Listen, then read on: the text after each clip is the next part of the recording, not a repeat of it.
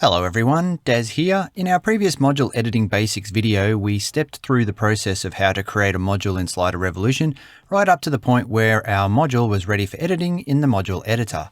In this video, we're going to look at the basic skills you need to start editing. Specifically, we'll go over the core of what you need to know to start editing text, links, images, and backgrounds. Starting out by modifying a pre-made module is easily the fastest way to get up and running, so let's grab a template by clicking New Module from Template. For the purposes of this basic tutorial, I'm going to select the Traveler Carousel template. Everything we're about to go through will work when editing any template, or for editing your own original content if you start with a new blank module, but I still recommend picking the same template as the one I'm using here, as it will make it a bit easier to follow along. Click the plus symbol and Install Template. Then from your Slider Revolution dashboard, just click the pen-shaped icon to open it into the module editor. We can close that global color skin pop-up. Also, if I hover over the slides menu, you can see this module has 6 slides. We're doing a basic tutorial here, so we'll only look at editing the first one of those slides and we'll ignore the others. The one we'll be editing is the number 1 slide, which you can see is highlighted blue. That tells us it's currently selected. Whatever you see on the canvas relates to the currently selected slide, which isn't much right now. We can see a background image, the Indonesia text, and the badge in the top right, and that's about all. But if I click Preview, you can see there's more content there, like the man with the backpack, the book and adventure button, and some of the text.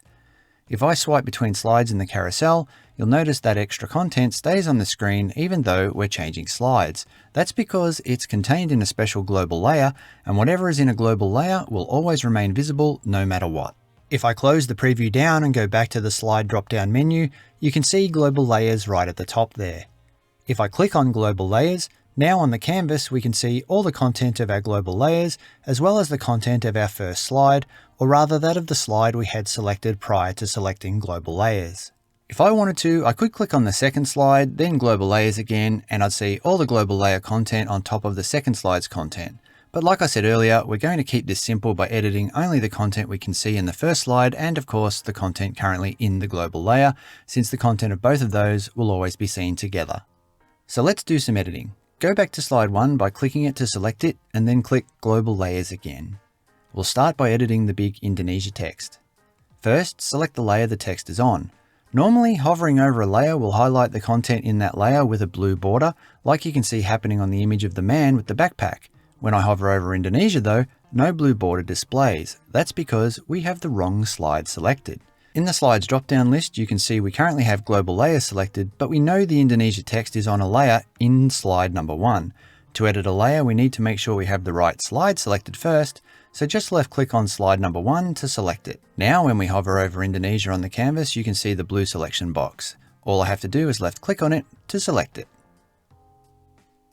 You'll notice the text -1 track on the timeline has turned dark to show us which layer we have selected. In fact, I'm going to rename that now to make it very clear. Just double click on the name in the layer to edit it, and let's call this Destination Text. The other way we can be sure we've got the right layer selected is you'll see a dashed or what's called a marching ants box drawn around the selection on the canvas. Whenever you see the marching ants box, you know you currently have that specific item on the canvas selected. Clicking elsewhere on the canvas will deselect it. Another way to select a layer is to click on the layer we want in the timeline. If I hover over Destination Text in the timeline, you can see the blue box appears around the Indonesia text. Hovering over layers on the timeline can make it a lot easier to find the specific layer you want, especially if you end up with a canvas covered in many overlapping items. Just click on the layer in the timeline to select it. You can also select multiple items if you want.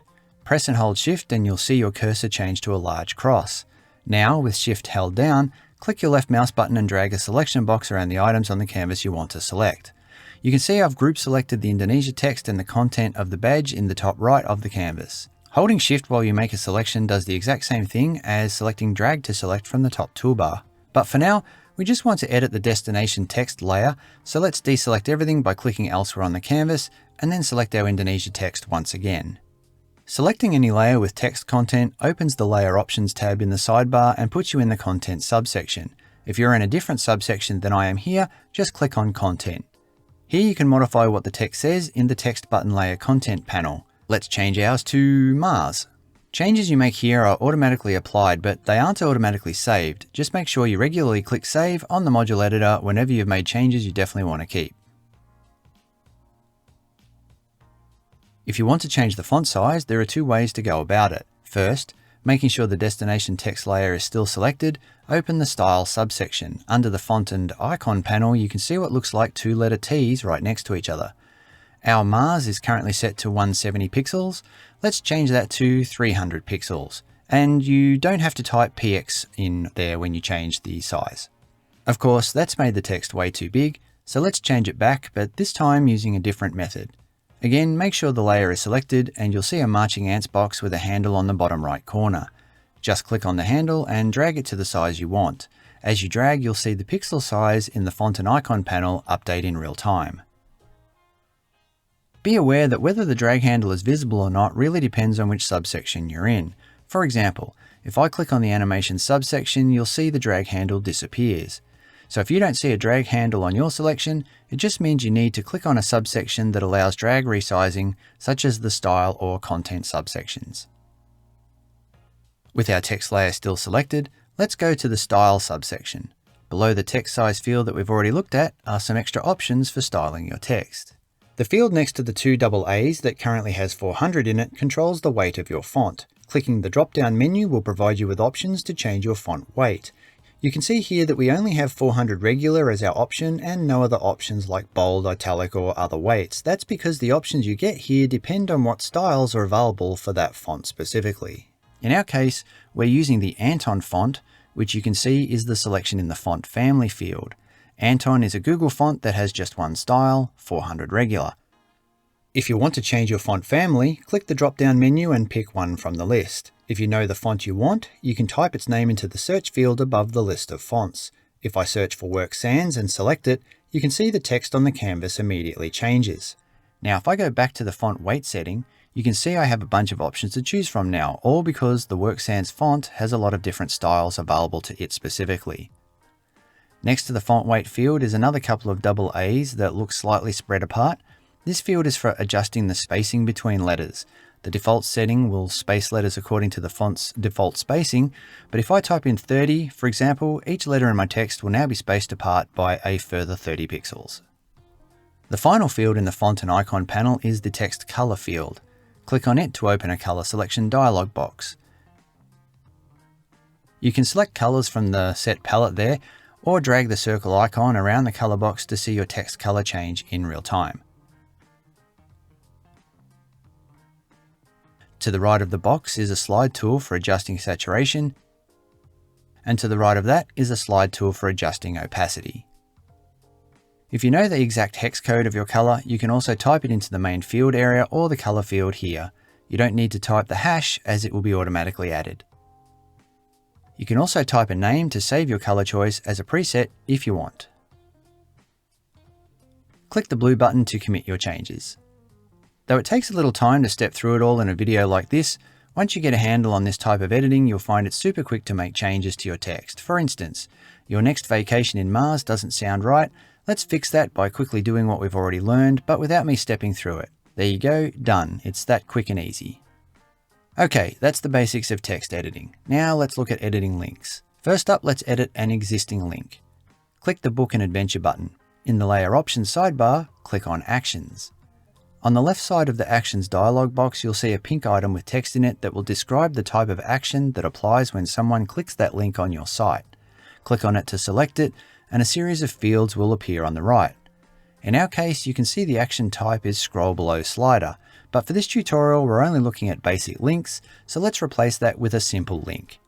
Now you can see the action type in the pink bar has changed to Simple Link, and the fields to the right of it have changed to reflect our new action type. Click in the link URL field and type or paste in the URL of the link that you want to use. There are some extra options available to customize how the link behaves, with the one you'll most likely use above all others being the target field, where you can choose whether or not the link destination opens in the same window as your site or in a new window. Apart from that, the defaults are good as is, so just click the X button to close the window. Adding a new link is an almost identical process to editing one. Simply select the layer you want to apply the link to, click the Actions option, then click Simple Link. Again, just type in or paste the link in the link URL field. Every change made is automatically applied, so just click the X button to close the window. Again, remember changes you make aren't saved until you click the Save button. If you click Preview and hover over your link, in most common browsers you'll see your destination link appear in the bottom left of your browsing window.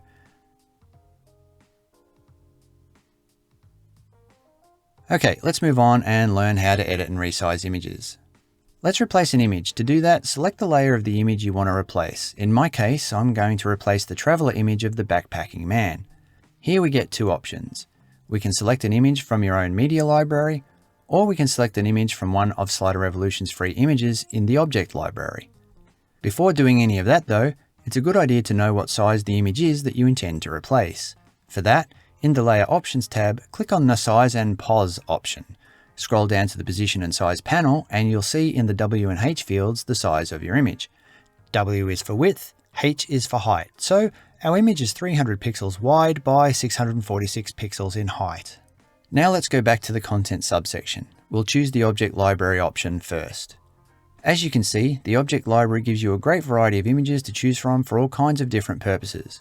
If you hover over any one of those images, it'll turn blue and a bunch of size options will be displayed from extra small to large, with O being the image's original size.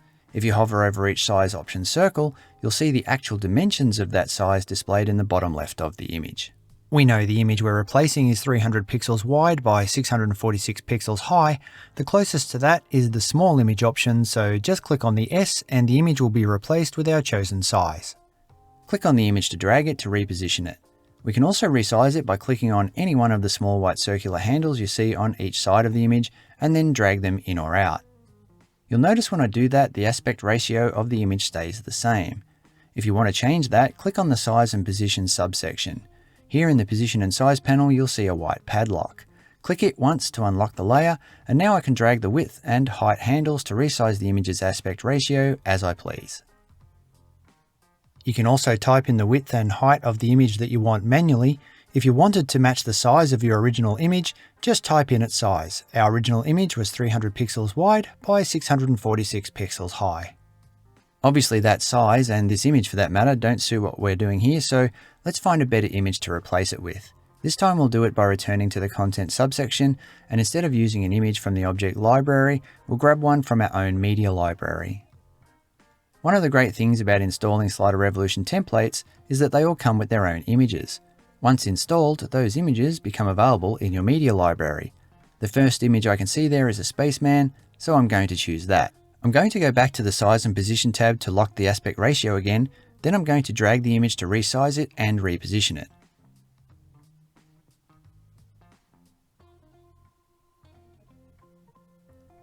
That looks pretty good there. Let's move on and edit our background. Our background is in our first slide, so go back to that. Background settings can be found in the Slide Options tab, which is the second icon from the top right in the sidebar. You can either click it directly to open it up, or you can go down to the timeline and at the top of the timeline where you see the Slide BG animation layer, you can click on this folder icon. In the source panel there, you can see a field labeled Type. If you click the drop-down list in the Type field, you'll see all the different types of backgrounds that you can use. As this is a basic tutorial though, we'll look at changing the background image in color only, and we'll leave video backgrounds for another tutorial. Right now our background is an image, but first let's choose colored. Click on the BG color field to open up a color selection dialog box. Use this the same way we used it earlier to change the color of our text, and just close it when you're done. Okay, let's change it back to image. Again, just like we saw a moment ago with changing an image, we have the option to choose an image from the Media Library or from the Object Library. If you choose an image from the Object Library, make sure you select the O for original size, as that will be the largest size possible for a background. If you choose an image from your Media Library, also choose an image that's large enough to fill your background for the best result. And that's how to make basic edits to text, links, images, and backgrounds. Thanks for watching, and we'll see you in the next Slider Revolution tutorial video. Start your Slider Revolution 6 experience now, the world's most powerful WordPress builder.